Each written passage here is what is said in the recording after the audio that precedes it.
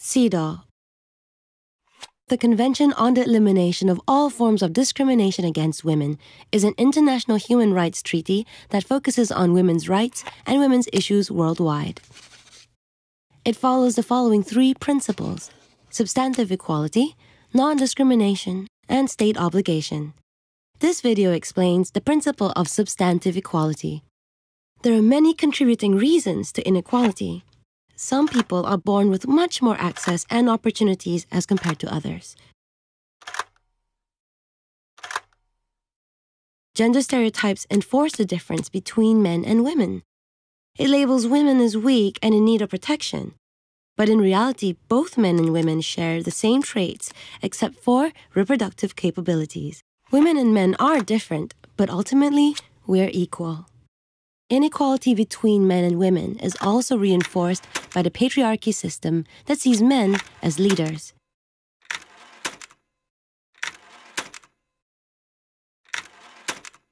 Some people argue that men should have greater rights to economic resources because they have the responsibility of providing for their family. However, this belief does not match reality.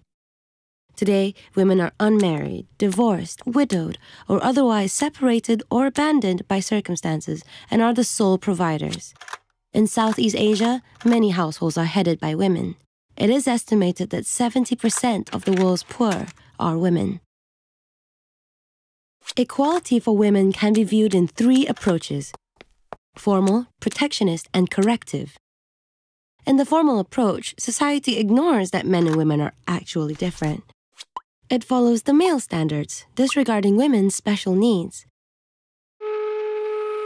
For example, a factory allows men and women to take night shifts, but if the factory is not well lit, it can lead to assaults. This may discourage women from doing night shifts. In the protectionist approach, women lose opportunities because they are perceived as vulnerable and prohibited from participating in certain activities. In the same example, the factory has a policy of not employing women on night shifts to protect them from being assaulted.